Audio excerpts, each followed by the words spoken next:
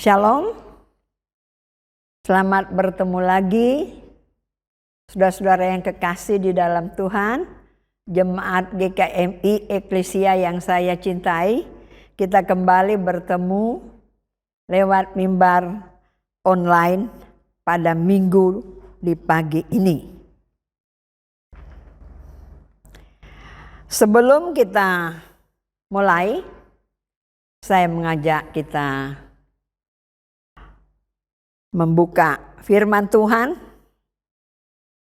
yang terambil di dalam Kitab Perjanjian Baru, Roma pasal yang pertama, ayat 1 hingga ayatnya yang ke-7. Dari Paulus, hamba Kristus Yesus, yang dipanggil menjadi rasul dan dikuduskan untuk memberitakan Injil Allah.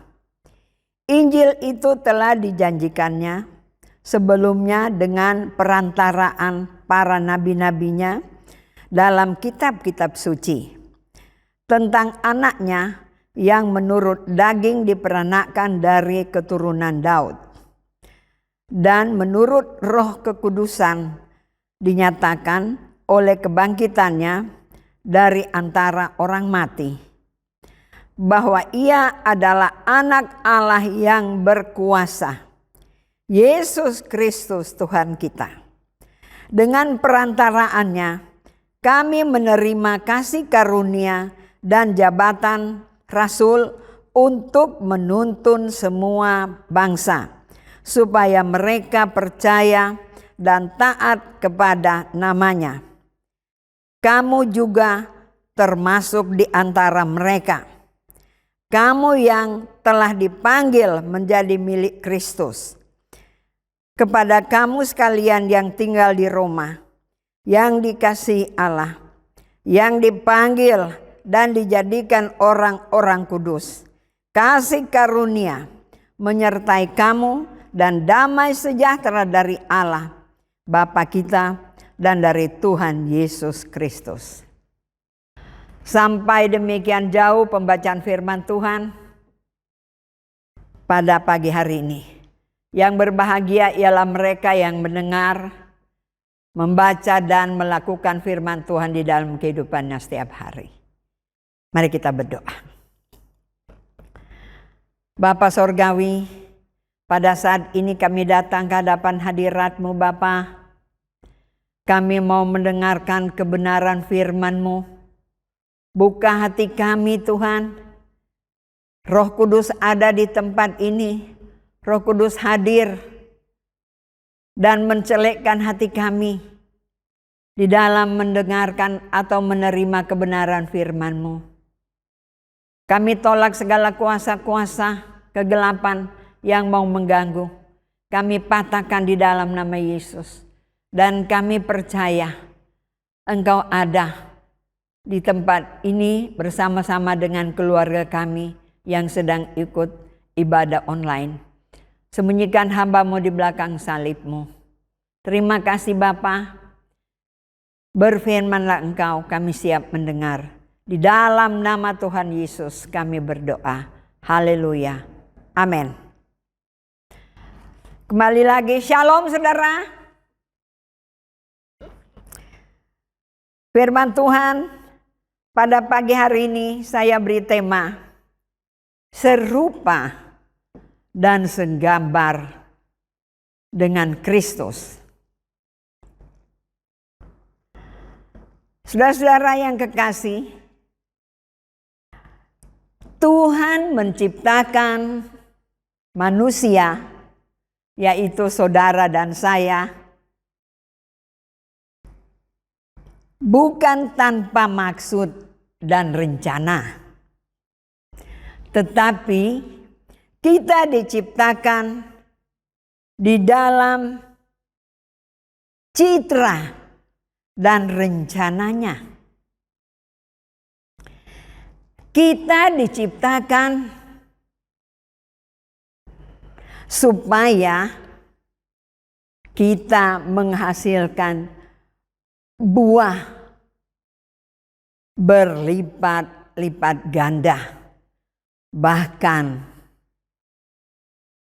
kita menaklukkan bumi. Nah, barulah tujuan hidup manusia di bumi. Memerintah bersama dengan Kristus itu tercapai.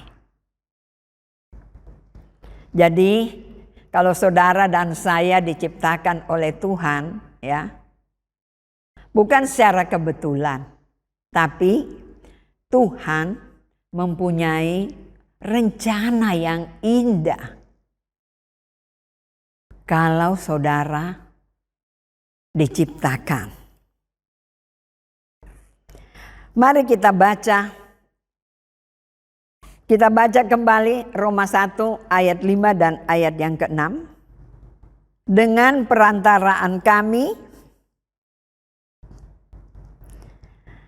menerima kasih karunia dan jabatan rasul untuk menuntun semua bangsa, supaya mereka percaya dan taat kepada namanya. Kamu sudah termasuk di antara mereka. Yang dimaksud kamu itu saudara dan saya.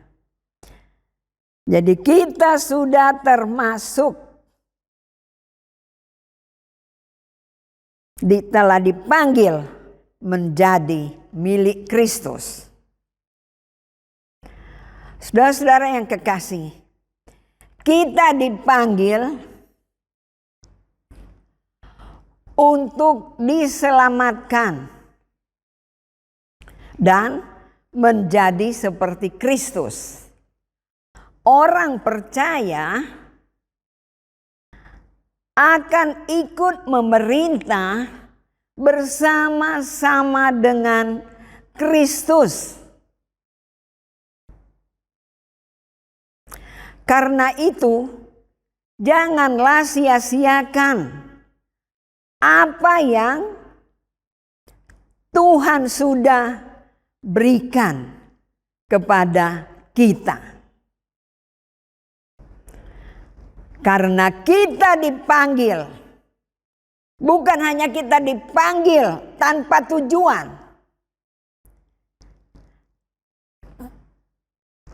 tetapi kita bukan hanya dipanggil, saudara, ya, tapi kita juga dibenarkan oleh Allah agar kita bisa memerintah bersama-sama dengan Dia. Maukah saudara memerintah bersama-sama dengan Kristus?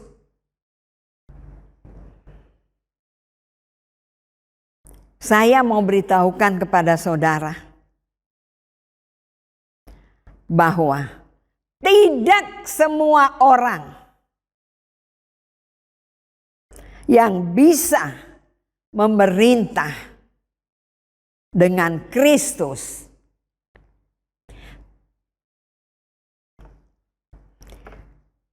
Memang tadi saya katakan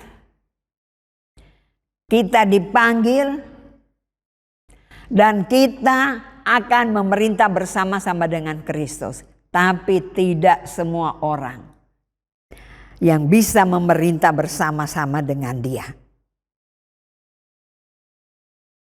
Ingat, hanya orang-orang yang setia, mereka yang setia, mereka yang taat, mereka yang tekun sampai akhir, yang akan ikut memerintah bersama-sama dengan Kristus. Saya tidak tahu pemerintahan atau memerintah dengan Kristus itu seperti apa, saudara. Tapi bukankah itu adalah hal yang luar biasa? Hal yang istimewa yang Tuhan percayakan kepada saudara dan saya?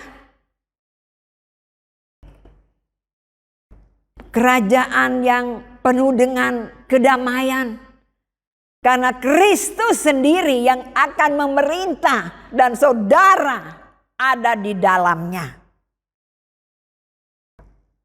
Makanya saudara, setialah, taatlah, tekunlah di dalam melaksanakan perintah-perintah Tuhan yang sudah Tuhan cantumkan di dalam kitab kepunyaannya atau Alkitab. Nah saudara, sebagai anak-anak Tuhan, kita dipanggil untuk hanya memerintah, tapi kita dipanggil untuk menjadi serupa dengan gambarnya. Bukankah Tuhan Yesus telah memberikan teladan yang sungguh sangat baik kepada kita? Oleh sebab itu, setiap orang percaya harus belajar kepadanya. Kita harus belajar dari kerendah hatiannya Tuhan Yesus. Di dalam Filipi pasal yang kedua ayat 6 hingga ayatnya yang ke-7, di sana dikatakan, yang walaupun di dalam rupa Allah tidak menganggap kesetaraan dengan Allah itu sebagai milik yang harus dipertahankan, melainkan telah mengosongkan dirinya sendiri dan mengambil rupa seorang hamba dan menjadi manusia. Saudara-saudara yang kekasih, kita melihat tentang kerendahan hatian dari Tuhan kita, dari Juru Selamat kita Yesus Kristus. Pada hakikatnya Yesus Kristus adalah Allah. Dia setara dengan Bapa sebelum dan sesudah selama Yesus hidup di bumi.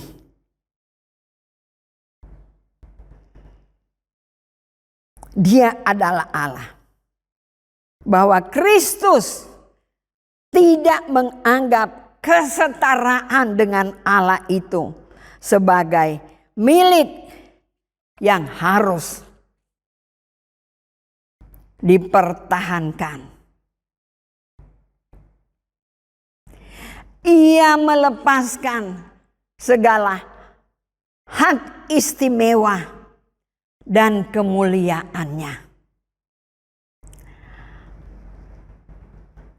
Bukankah ini merupakan suatu pengorbanan?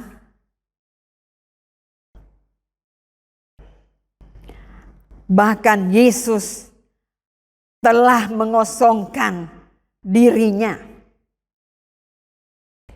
Dia mengosongkan dirinya. Dia mengesampingkan kemuliaannya. Saudara bisa baca di dalam Yohanes 17 ayatnya yang keempat.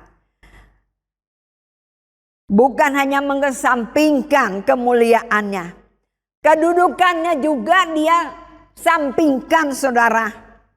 Yohanes 5 ayat yang ke-30. Kekayaannya, dia yang memiliki segala-galanya, bukan? Dia adalah Allah yang pencipta. Tapi dia kesampingkan semuanya itu. 2 Korintus 8 ayat yang ke-9. Bahkan segala hak sorgawi dia kesampingkan. Lukas 22 ayat 27. Dan penggunaan sifat-sifat ilahinya.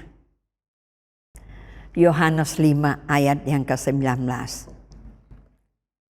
Bahkan Tuhan Yesus yang adalah Allah,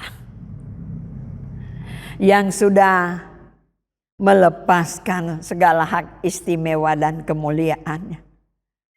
Dia mengosongkan diri dan mengesampingkan kemuliaannya, kedudukannya, kekayaannya, segala hak sorgawi dan penggunaan sifat-sifat ilahinya. Saudara, dia mengambil rupa seorang hamba dan menjadi sama dengan manusia. Dia yang menciptakan segala-galanya. Pada waktu dia mengosongkan dirinya dan dia datang ke dalam dunia, menjadi serupa dengan manusia. Manusia ciptaannya menolak dia. Dunia menolak dia. Ini adalah bukti kerendahan hati dari Tuhan Yesus Kristus yang setara dengan Bapa di sorga. Tuhan Yesus datang, saudara. Dia datang ke dalam dunia ciptaannya. Bukan untuk dilayani, melainkan untuk melayani. Alkitab mengatakan, barang siapa ingin menjadi terkemuka di antara kamu, apa kata Tuhan? Tuhan katakan, hendaklah ia menjadi hambamu. Matius 20 ayat 26b sampai 27. Saudara, seorang hamba berarti melayani. Kalau raja dilayani, bahkan banyak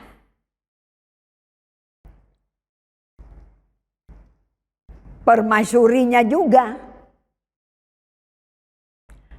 Ada bidadari-bidadari yang bisa melayani raja, sang raja. Kalau raja kepanasan, kalau zaman dulu raja kepanasan, pasti ada bidadari yang siap mengipas, bukan? Ya kalau memang raja dilayani. Tapi Tuhan Yesus, walaupun dia adalah raja di atas segala raja, tapi dia datang bukan untuk dilayani, melainkan ia datang untuk melayani.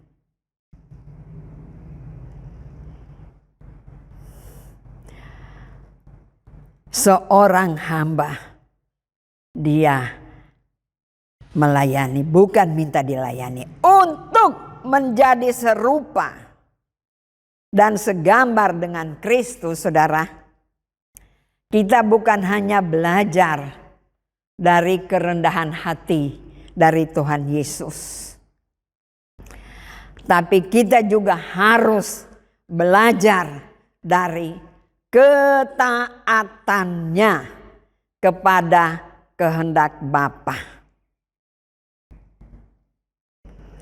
Kita tahu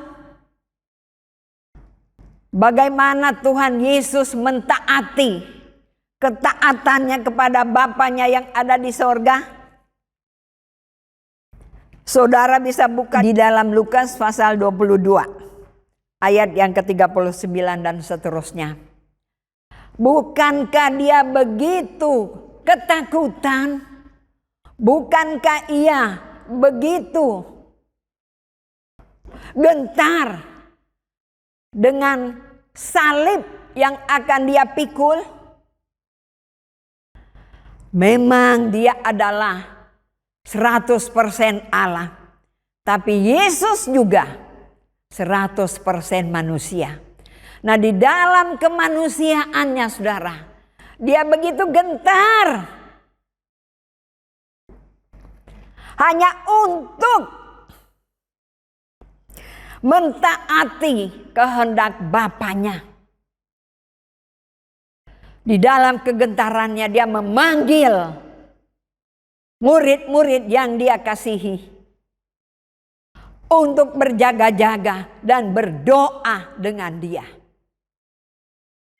Dan pada waktu dia berdoa, Tuhan Yesus juga secara manusia, dia membutuhkan pendamping. Dia membutuhkan orang-orang yang bisa menguatkan dia.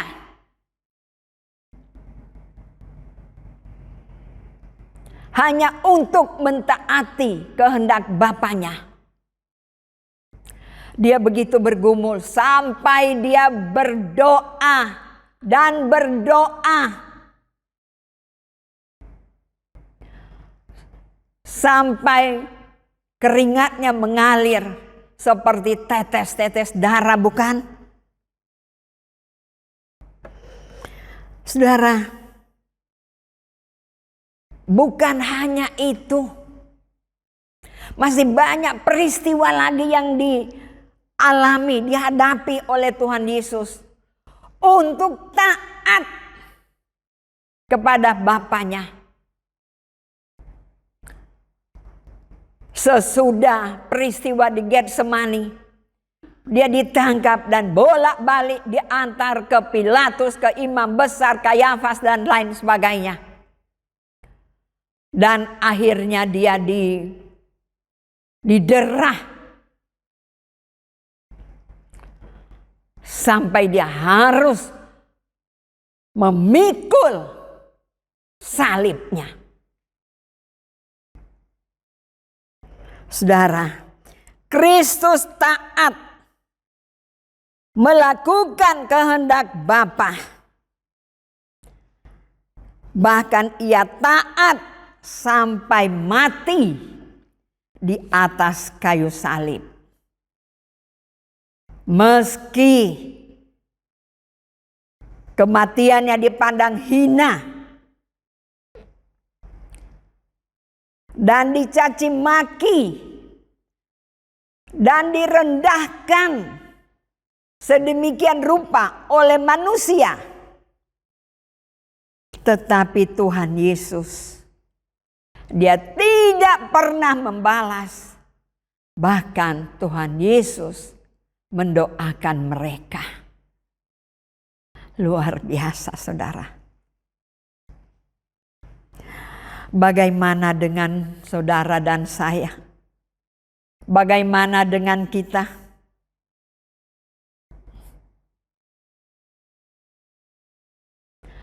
Oleh sebab itu, kalau kita sudah diciptakan serupa dengan gambarnya, kita juga harus belajar tentang kerendah hatiannya. Bukan Tuhan Yesus tidak ada sedikit pun kesombongan yang ada. Kita juga belajar dari ketaatannya. Taat sampai mati. 2 minggu yang lalu, di gereja kita sudah melantik majelis gereja, bukan? Saya percaya kita semua, bukan hanya majelis, ya, tapi kita semua adalah pelayan-pelayan Tuhan. Kita semua diciptakan untuk menaklukkan bumi ini. Kita diciptakan untuk membawa jiwa untuk kemuliaan Tuhan. Kita diselamatkan untuk mencari jiwa-jiwa, untuk menyenangkan hati Tuhan. Tuhan mau supaya bumi ini ditaklukkan dan percaya kepada Kristus yang sudah mati di kayu salib. Sesudah itu baru kita akan ikut memerintah bersama-sama dengan Tuhan. Oleh sebab itu, baik para majelis yang sudah dilantik, bahkan sebentar lagi nanti akan ada pemilihan lagi untuk pengurus komisi-komisi. Mari saudara, kita harus belajar untuk menyenangkan hati Tuhan kita yang sudah meninggalkan surga yang mulia. Dia meninggalkan kesetaraannya dengan Bapa. Dia meninggalkan segala-galanya, mengosongkan dirinya, dan datang ke dunia menjadi sama dengan manusia.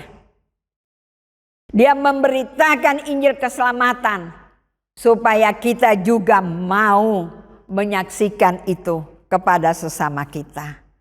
Saudara-saudara, mari kita belajar taat dan belajar rendah hati, belajar setia. Tuhan akan memakai kita. Tuhan tidak akan membiarkan kita sendirian.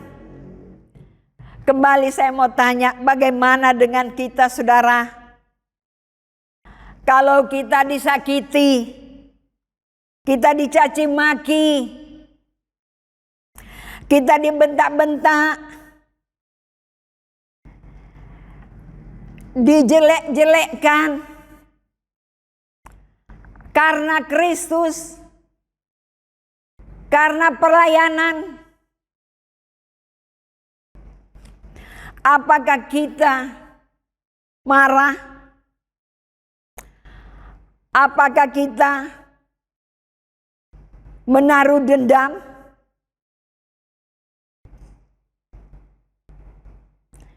Mampukah kita mengucap syukur atas segala sesuatu yang terjadi di dalam kehidupan ini, selagi Tuhan percayakan kepada kita untuk melakukan kehendak-Nya di dunia ini? Saudara akan dimuliakan. Ada saatnya saudara dan saya akan dimuliakan oleh Tuhan. Tapi untuk saat ini, mari kita melakukan apa yang Tuhan sudah perintahkan untuk kita lakukan. Bukan hanya saya, tapi untuk semua saudara-saudara yang sudah ditebus dengan darah-Nya. Ingat saudara, tadi saya katakan, bukan semua orang yang bisa memerintah bersama-sama dengan Kristus. Tetapi orang yang tekun, orang yang setia, dan orang yang taat sampai akhir hidupnya. Itu yang akan dimuliakan oleh Tuhan. Kita akan memerintah bersama-sama dengan Tuhan. Saudara-saudara, barang siapa menyatakan bahwa ia ada di dalam Dia. Ia wajib hidup sama seperti Kristus telah hidup. 1 Yohanes 2 ayat yang ke-6. Bahkan di dalam Matius 11 ayat 29, di sana dikatakan, pikuklah kuk yang kupasang dan belajarlah padaku, karena aku lemah lembut dan rendah hati. Nah, saudara, kalau kita belajar kepada Tuhan dan kita memikul kuk yang Dia berikan kepada kita, saudara, katanya firman Tuhan, jiwamu akan mendapat ketenangan. Maukah saudara? Maukah saudara? Ingat, saudara diciptakan seturut atau serupa dengan gambarnya. Kita diciptakan sebagai petah dan teladan Allah. Oleh sebab itu, mari kita lakukan apa yang Tuhan Yesus lakukan. Mahkota menunggu saudara, dan saudara akan dimuliakan, akan memerintah bersama-sama dengan Dia. Amin.